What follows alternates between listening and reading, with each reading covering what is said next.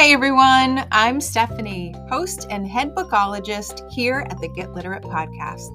I'm a book-loving, notebook-hoarding reader and writer on a mission to change lives one book and one notebook at a time. On this podcast, we explore the power of bookology and leading literate lives. We talk all things books and reading and notebooks and writing, mixed in with mindful practices and creativity to create lives we love.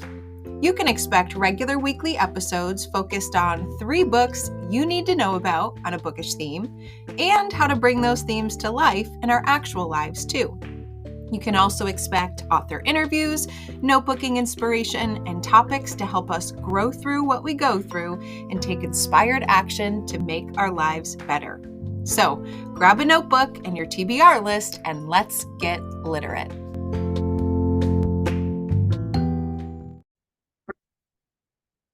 Hey everyone, welcome back to another episode of the Get Literate podcasts. When I think back on our episode schedule for the last couple of weeks, I am just so honored and thrilled to have such amazing guests on recently. We've had Sarah Hart Unger on to talk about the pleasure and power of planning. We've had Laura Maxwell on to talk about her debut novel, The Shore of Forever. Carrie Wilt, the great-great-granddaughter of Frances Hodgson Burnett, author of The Secret Garden, was here to talk all things Secret Garden and her special journaling method. And Donna Fields was on to talk about the power of fairy tales to act as life coaching tools. I am so honored to have been able to have conversations with these amazing people because I love making these new connections. I love building my literate community, and every single one of them have brought a richness to my literate life that wasn't there before. Hopefully, it's done the same for yours. But today, I am here with a solo episode to talk about a concept I've been growing and researching and developing and practicing, and I want to share it with you today. And that idea is restorative reading and writing. Now, in order to explain what the concept of restorative reading and restorative writing is, I feel like I need to go back to the beginning. I need to let you know how and why reading and writing matters so much to me. So I'm actually going to read you my literate manifesto. This is kind of a philosophy statement, a where I've been kind of document that I have on my website so that others can get to know me better and get to know the work that I do. And I feel like this is the time to read it out loud so that everyone can get a little bit more backstory about who I am and why I'm here every week talking about reading and writing. So here we go. This is my literate manifesto. When I look back on my history as a reader, I am drawn to the stories that taught me what reading is and why it matters in my life. While I don't have strong memories of being read to as a child, I do have vivid memories of the books I was surrounded by. One of those books was The Monster at the End of This Book by John Stone. I distinctly remember sitting with this book, feeling amazed that Grover was talking to me, inviting, even daring me to join him in the pages of the book. For those that aren't familiar with the book, it's told as a first-person narrative. Grover speaks directly to the reader, begging for help to avoid the monster and giving orders that readers ultimately disobey, much to his dismay. Early on, I learned that reading was a transaction, a lived experience with active participation and control over the fate of the story, a lesson that would impact the trajectory of my reading life. Armed with the expectation that reading would always be a highly experiential and personal act, I approached books as though they were pieces of my life, and I devoured them throughout my childhood. Books like Ramona Quimby and The Mouse and the Motorcycle by Beverly Cleary, Number the Stars by Lois Lowry, and of course, The Babysitter's Club by Anne M. Martin were dog-eared and well-loved. but I never knew just how much power they held until I became quite sick as a teenager. I spent months, years essentially, in bed, weeks in the hospital, and years out of school. Books became my lifeline. They brought me the friendships I'd lost when I was sick, the experiences I'd missed while I was stuck at home, and the possibility of a future that was better than my present. They gave me access to a world that was bigger than my own. But it was more than that. They gave me hope. The novels I read taught me how to act like a proper teenager, even if I couldn't carry those actions out. The poetry I read gave me an escape from the pain and frustration of a chronic illness. The nonfiction, health, and personal development texts armed me with information and gave me the strategies I needed to make myself well again. Eventually, I did, and my reading shifted. It shifted from a desperation to live life through the pages of a book to an imagination for what was possible for my actual future. Books shifted from tools to escape my current reality to tools that help me grow into it, following me into young adulthood and eventually motherhood too. When my young daughter faced a difficult situation on the bus, I shared what Junie B did during her difficult bus situation. When my son and I were driving through a particularly harsh storm, I compared our experience to Dexter's and Lauren Tarshiss's I Survived the Joplin Tornado. When I needed a symbol to remind myself and my family of what we were capable of, I chose the octopus, just as Zoe did in Anne Braden's The Benefits of Being an Octopus. Books for my friends, books for my escapes, and books for my teaching tools. And fortunately, they'd become my lifeline once again.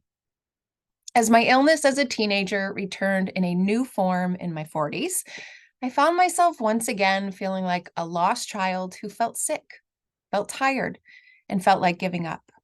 So I did the only thing I knew to do to bring a small sliver of control to my situation.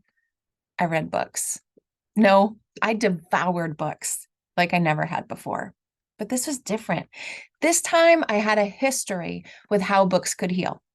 This time I knew how to look for the lessons in the pages of the book and capture them. This time I knew I wasn't just reading to soothe. Reading didn't just soothe me and bring comfort, but ultimately it brought me good health. It wasn't just that though. It was the rituals and the routines too. Back when I was sick as a teenager, I mustered up the energy for my most favorite excursion, the weekend trip to my local library with my dad and younger brother. We'd talk in the car, check out stacks of books, DVDs for my little brother, and end up at a local cafe that served the most delicious sourdough bread slathered with butter and bright strawberry jam. Books paired with comfort were healing.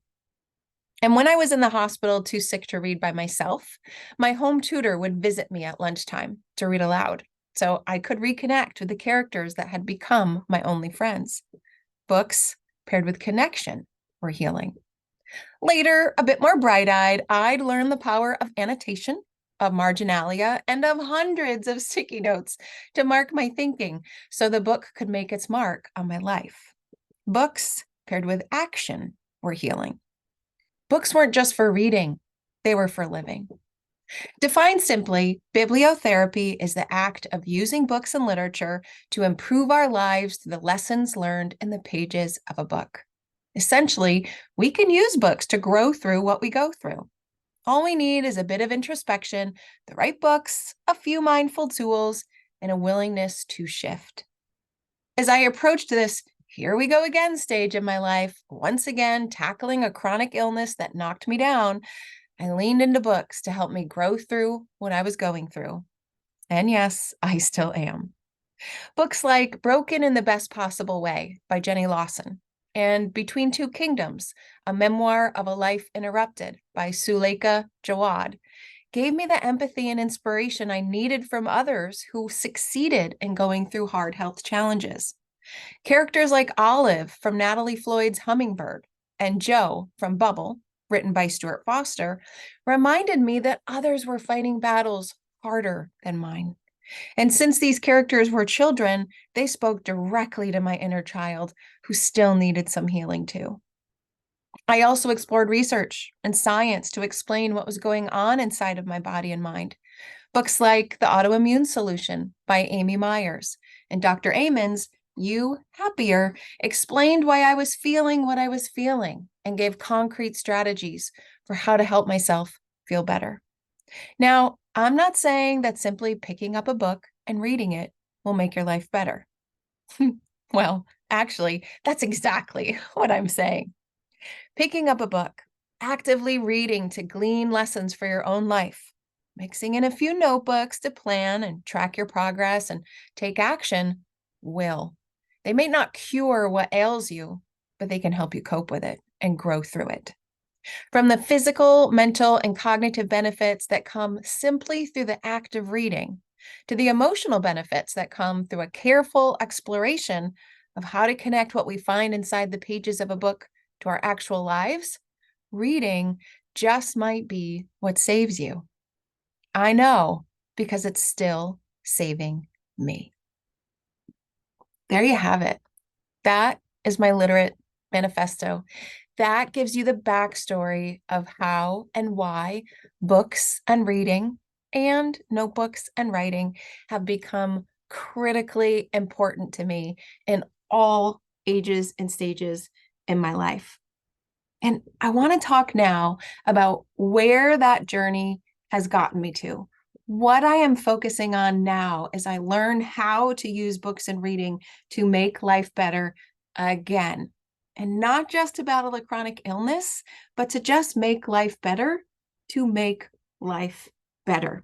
And the ideas that I've really been exploring, and as I mentioned, researching and practicing and learning about and talking about, it's this idea of restorative reading and writing. Reading can restore us. Writing can restore us. And when we pair them with practices and rituals and routines, like I mentioned, I did growing up, magic can happen, truly. So that's what I want to get into. Let's talk a little bit more about what I've been doing lately, which is practicing restorative reading and writing. So first, what is it? Well, first let's look at the word restorative. Typically defined, anything that is restorative serves to restore us in some way, whether that's restore us to consciousness, to vigor, to health, to wellness, to happiness, whatever it is, it's something that restores us to a better state of being than we currently are. And there's all sorts of restorative practices. You've likely heard of restorative movement, restorative yoga, restorative meditation, even restorative art and creativity. So if we use that definition of what restorative practices are, we can think of restorative reading and writing as a particular kind of reading and writing that brings us wellness and happiness. Just like yoga has a traditional yoga practice, and yoga also has a restorative yoga practice, reading and writing can too. So restorative reading and restorative writing, it's a special kind of reading and writing that soothes our body, like literally soothes our physical body. It sparks our mind in whatever way we want it to. And it harnesses the power of the page, whether that's a book or a notebook, to make life better. Now, this isn't to say that any old reading is now out the window, right? Any kind of reading and writing you do is going to bring you benefits. It's going to bring you physical benefits like calming your heart rate and soothing your sympathetic nervous system. It's going to bring you cognitive benefits like building vocabulary and keeping your brain sharp. It's also going to bring you emotional benefits like boosting happiness, decreasing depression, and building empathy. We know those benefits of reading come with just 6 minutes of reading. It only takes 6 minutes to start those beautiful effects. So all reading counts. I love to show up early to when I pick my kids up from their sports practice to sneak in reading. I will read for 3-minute clips in the doctor's office just to sneak reading in. All of that matters and it adds up and it's cumulative. But restorative reading and writing is a special kind of reading that harnesses the power of those benefits in different, more intense ways, right? So that's the kind of reading that I want to talk about. And how do I know it? Well, because I'm doing it. I am doing it, and I am a living, breathing example of how it works. You know, I talked about my literate manifesto and how that connected with my personal challenges that I'm experiencing. And I've really dove into the research. How does reading and writing help us to be better, feel better, make the world a better place? But what else is needed, right? I can't just pick up a book and solve all my problems. I need to take action. I can't just write things down and then not do anything about it in my actual life. So I've been blending my research that I've been doing for my entire career on reading and writing with other aspects like meditation, breath work, acupuncture, functional nutrition, mindfulness. All of those other things combined enhance the effects of reading and writing. Now, if you've listened to earlier episodes, you know that I have made up a couple of terms around this fascinating area of study, and I call it bookology, the study of books and reading, notebooks and writing, mixed with mindfulness and creativity to make life better. And yes, that means I'm the bookologist, the person who is doing the work and creating the experiences and living by example to bring these ideas to you.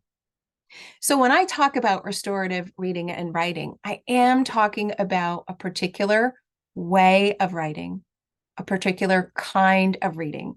And there's 3 things that set restorative reading and writing apart from the rest. And that's what I want to talk about next. So the very first thing that sets apart restorative reading and writing is the experience. It's the nature of the setting. It's the mood of the surroundings, and it's your presence in the experience. So while reading in 3-minute clips in the doctor's office is a good thing, it's not necessarily going to bring you the restorative reading nutrients that you need in order to feel better. So we need to think about where and when and how we are reading and writing and the feelings that it conjures up. Why do we have to do that? Well, because we need to signal to our nervous system that it is time to slow down. It is time to relax, to decompress, to breathe, and to give your body a chance for more than 6 minutes, hopefully, to stay in that calm state. So the ritual of getting ready for the reading or writing acts as that signal to your nervous system to calm the heck down and enjoy what's to come. Now, how do you do that? It doesn't take anything special. You don't need a special reading room, although that would be lovely. You don't need any special materials, although you can buy whatever you want to support your reading and writing life. You have my permission. All you need to do is think about your 5 senses. And I've learned a lot from Gretchen Rubin on the power of 5 senses, and it fits beautifully with this concept of restorative reading and writing. So simple things like just clearing the room you're in of clutter, of going to a place in your home that you enjoy because you like the colors or the art on the wall or the feeling it evokes. My favorite is lighting a candle or turning on the diffuser and putting in your favorite essential oil. It might be playing your preferred background noise. So maybe you're putting on classical music, maybe you're putting on a white noise machine, or maybe you're going on YouTube and getting an ASMR room and playing the sounds of your favorite local bookstore. It might even be pouring the cup of coffee, getting the cup of tea, getting your favorite snack, or putting these special fluffy socks on that make you comfortable while you read and while you write. There is no one right way to turn a reading and writing habit into a ritual.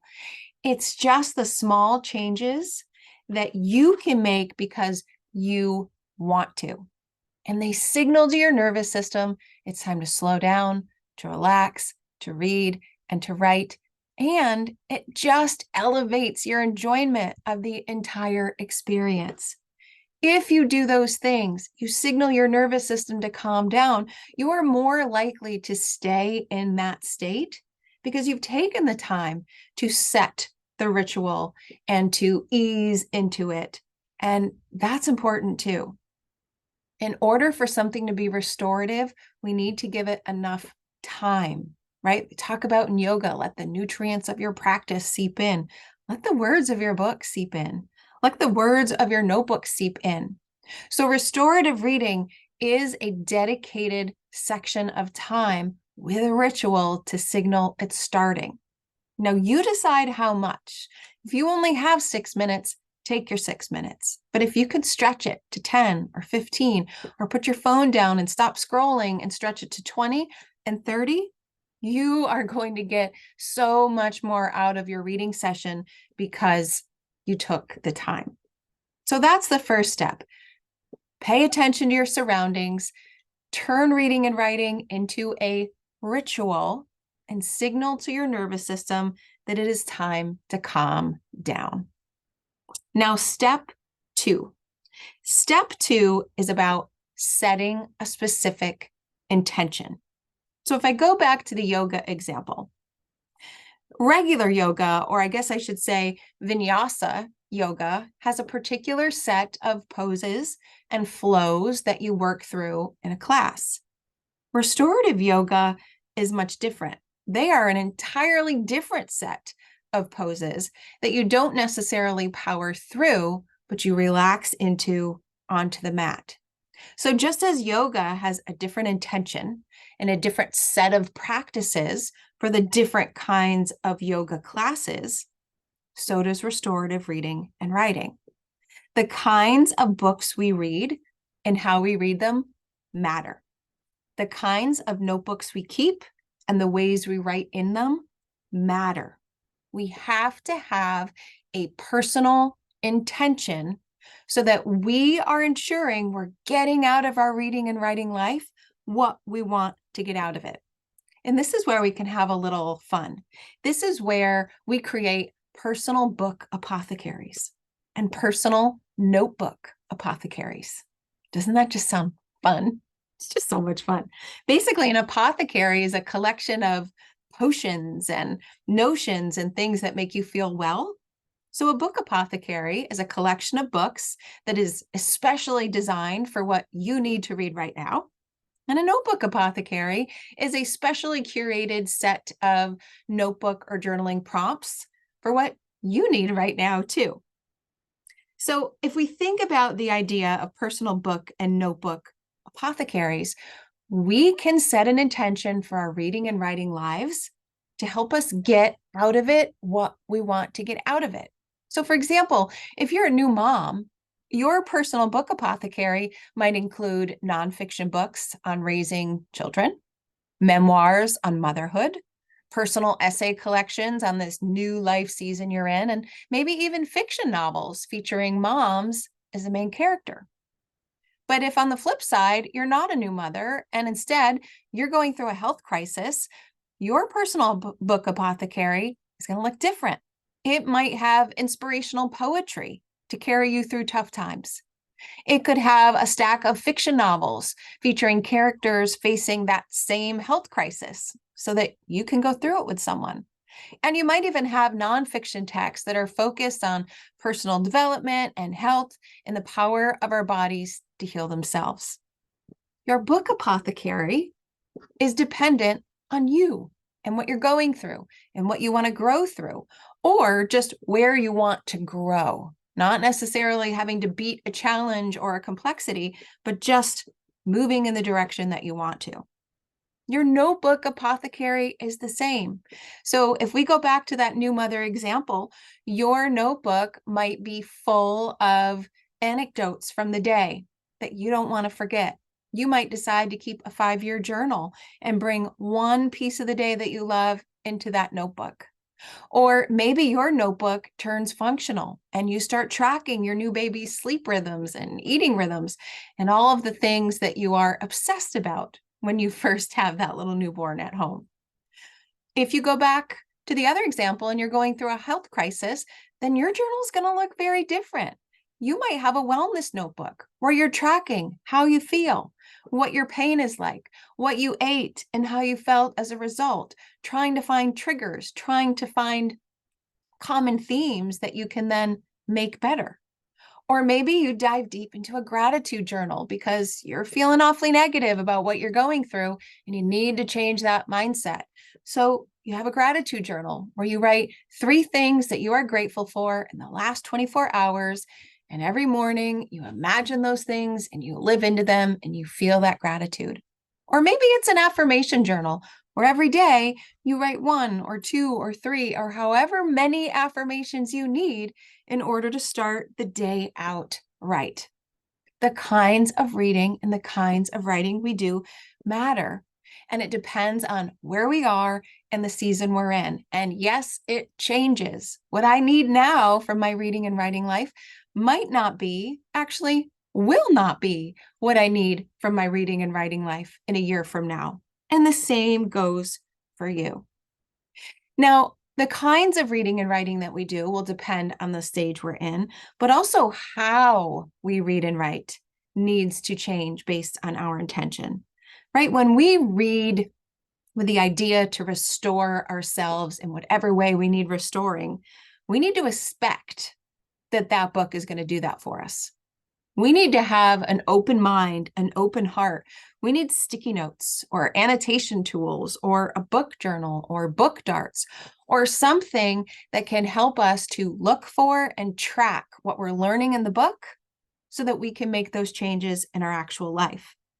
When we are showing up to our notebook in a restorative reading session, we are all in. We are showing up to the page.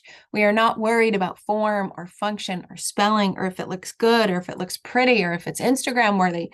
We are just writing and writing and writing and writing and paying attention to how we feel, how our body feels, and what's coming up on the page, and then not shying away from it when it's there. Because those messages that we're getting from our reading and our writing are purposeful. We need them. The universe knows we need them. You know you need them. And so showing up to the page in either form, in a book or a notebook, is essential because step 3 is listening to what you're learning and taking inspired action. That is the key piece. And we don't always do this in our reading life, right? Sometimes we just read a book, we close it, and we move on. We write a journal entry and we close it, we track it in our habit tracker, and we move on. But in restorative reading and writing, we don't move on quite so fast. What we do after we read and write matters. We live in the margins for a bit. Isn't that such a cool phrase? We live in the margins for a bit. Now, what in the world does that mean? Well, if we're living in the margins of our reading, we're sitting with it. We're not just closing the book and moving on to the next one. We're marinating a bit. We're revisiting those compelling quotes that maybe we highlighted or put a bookmark in, a sticky note in, or a book dart, and we're thinking about them. Maybe we're even bringing them to our notebook or putting them in a special quote notebook or a book journal. We think about, after we close the book, the lessons the book could teach us. Whether we know we need them or not, what might the author have been trying to accomplish? What lessons could we learn from that character that could help us think about our life a little bit differently? And then in general, just what connections could you make in order to make life better? I've talked about The Magic of Lemon Drop Pie by Rachel Linden on this podcast before because it's spectacular, right? And as I read that, I was thinking, oh my gosh, this is me. What would I do? How could I do that? What would my life mantra be? And when I closed that book, I wrote down the quotes that spoke to me in my quote notebook. I even went out and baked my first gluten-free lemon meringue pie. I went out and bought edible flower seed starter kits, and I started growing edible flowers. I was all set to go to the lavender farm to visit it, but unfortunately, it closed the day before I arrived there. The idea is that the book inspired me to take action in my life. No, it wasn't in relation to a health crisis or a big challenge. It just made life more fun. I made pie. I grew edible flowers, right? I don't do those kinds of things, but I did as a result of the book. Now, in your writing, it definitely looks a little bit different. In writing, that inspired action, taking the time to listen, that means you need to just be with the page a bit. Living in the margins of your notebooks means not turning the page after your morning pages, closing the book, and then running off to start your crazy day. It means sitting there for a minute, just sitting, just thinking about how you feel, what your emotions are, how your physical body feels, and why it might feel that way. It's taking a minute to look back on the writing you wrote. And maybe, if you do this kind of thing, going back to your previous journal entries and looking for any themes or lessons that you can take forward with you into the rest of the day. The notebook is a place to ground ourselves. But if we don't stay there long enough and really listen to what's coming up on the page, in between the lines and in the margins, we might not have those seeds of ideas planted to make life better the rest of the day or the day after. Now, does this all happen with every book, every notebook entry, every day? No, of course not. But if you look for it, it will happen more than you think. So if we think about this idea of restorative reading and restorative writing, let's recap. It's a special kind of reading and writing to help restore us into whatever state of restoration we want to be at. First, we pay attention to our rituals and our routines to give ourselves the time and the space and the clues for our nervous system to decompress. Then we set our intentions. We create personal book apothecaries and notebook apothecaries so that we are getting out of our reading and writing life exactly what we need or want. And then we live in the margins for a bit and we sit with it and we decide what the lessons are, what the take forwards are, what inspired action we might take as a result of the reading and writing that day or that week, that month, etc. So basically, you can transform your life through reading and writing. You can. You can think of it as a reading and writing life, but it's basically a reading and writing life to make your actual life better. That's the beauty of what restorative reading and writing can do. Now, it can bring pockets of calm to your days, right? It can make you feel good in the moment, and it doesn't take much. You can go to the library and get a free book. You can go to the dollar store and grab a cheap notebook and pencil. It doesn't take a lot to make this happen. You don't need anything other than you, the book, and the notebook. And if you do this in isolation just once, you're going to feel better in the moment. But if you do this with consistency, reading and writing will actually lead you to a better life.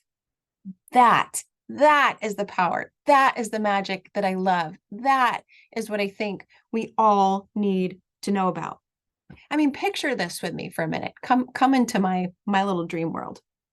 Can you imagine a space, a beautiful studio? Maybe you're imagining a beautiful yoga studio or a beautiful outdoor retreat or a beautiful section of the library or your favorite coffee shop, whatever the place is for you. Can you imagine if we came together to read and write in community? That we started with a couple of deep breaths and lighting a couple of candles and just letting ourselves relax into the moment. And then we read and we write and we write and then we read and then we write, right? Whatever it is we're reading is picked just for us. The journaling that we're doing is just for us. And we let our bodies calm down and decompress. And then we talk about it. What are the lessons we're taking away? What inspired action might you do as a result of today's session? And then you have this wonderful accountability community of people that might be able to help you do that, or at least check in with you so that you remember to follow through on showing up for yourself. That is my dream. That is my dream, to do that in person. It is my dream to do it in a retreat setting, in a yoga studio, in a virtual Zoom space that we can recreate to feel just like that. That's where I'm heading, people. That's where I want to go with these ideas. So I need to know what you think. I want to know what you think. What are your thoughts around restorative reading and writing? What are your reactions to the kinds of things that I'm talking about today? And number one, what are your questions? What do you want to know more about? I am working to develop this idea more deeply. And the only way ideas grow is when you share them and other people contribute. So please tell me your thoughts, your reactions, your questions. Tell me all the things. You can send me your thoughts on social media at AfinitoLit on all of your favorite platforms. You can head to the show notes at alitlife.com and put in the comments into this episode's show notes. Or if you click on the episode in your favorite podcast platform, you'll see an option to just click a button and leave me an audio message to send me your thoughts right now in the moment. And here's what else I need to know about. Would you want help or ideas or support in doing this kind of work in your own life? And if you do, what would it be? Do you want to learn more about creating personal book apothecaries? Do you want someone to create a special journal apothecary for you? Would you be interested in attending a live or in-person session like the one I just dreamed about?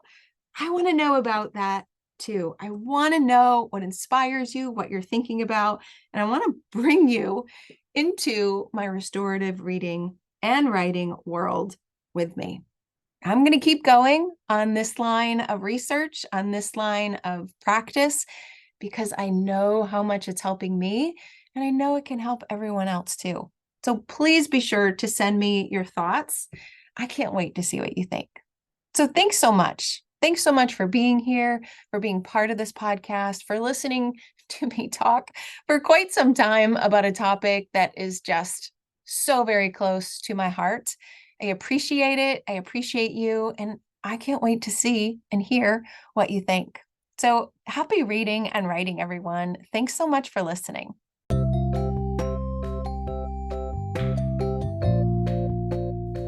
Thanks for listening to today's episode of the Get Literate podcast. You'll find links to all the books, resources, and ideas mentioned in the show notes and at alitlife.com. Plus, if you want more, you might like to join my Patreon community. There, you'll find additional inspiration for your reading and writing life, like bonus podcast episodes, bibliotherapy book calendars, monthly book clubs, notebooking challenges, live events, giveaways, and much, much more. It's only $5 a month, and you get instant access to all of the previous content too. You can learn more at getliterate.co. And one more thing. If you love what you listened to today, please take a moment to rate and review the podcast, or take a screenshot of the episode and text it to a friend. This helps the podcast grow and builds our bookish and notebookish community too. Thanks for listening.